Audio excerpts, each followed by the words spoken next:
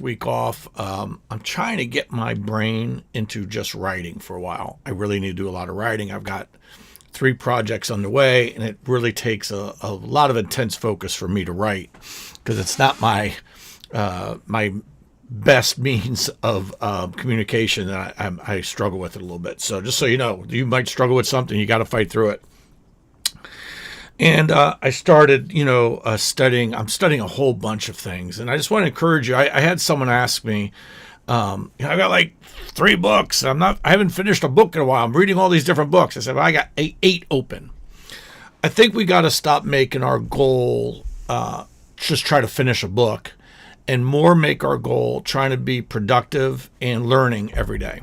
And I think that will help a lot of people when it comes to reading and stuff like, sometimes I'm going to be honest with you.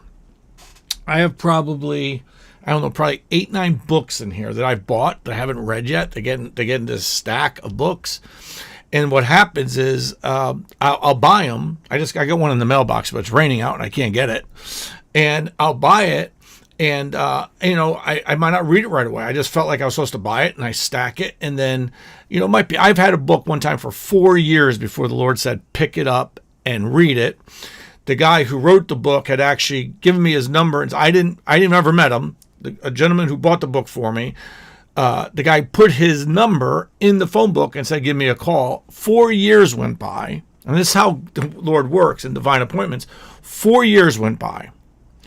I finally picked up the book and saw the number. I said, I wonder if this is still good. And I texted the number. And what was so interesting, he was visiting Jacksonville in like a week and a half. And we ended up having lunch together. And that's the timing of the Lord. I think that sometimes we're doing things of repetition, which is not bad.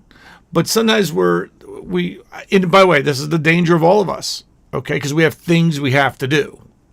So we can get very strategic in that, but sometimes forget to actually start listening to the Spirit, okay?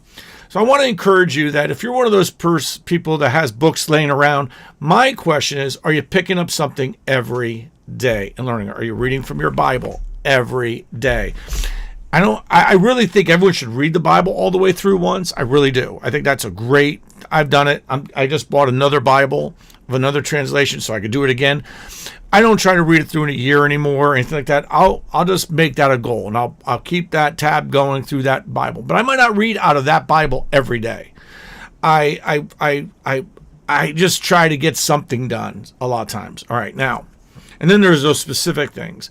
One of the keys for us to be really productive in the kingdom is going to be prioritizing what needs to be done. Okay. And, in air traffic control, what's great about air traffic control is you learn this or you die. Okay. You learn this or you die.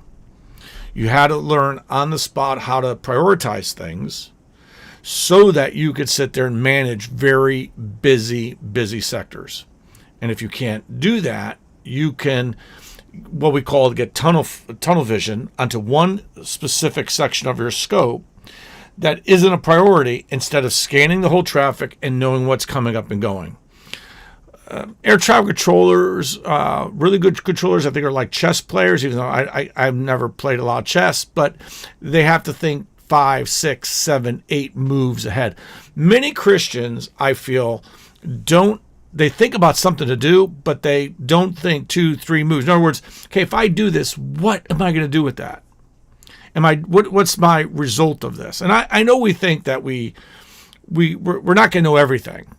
Okay, I know this. If I have a meeting with somebody, I've already thought about the possible outcomes of that meeting, and I prepared for them. I have. I know it could go bad. I know it could go good. I know it could go mediocre.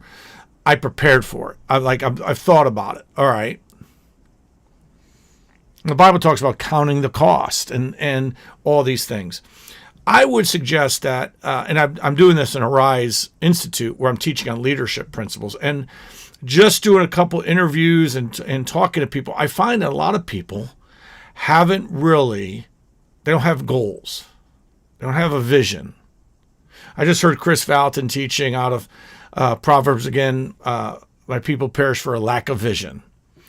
And I feel that is certainly something that we have to remind ourselves.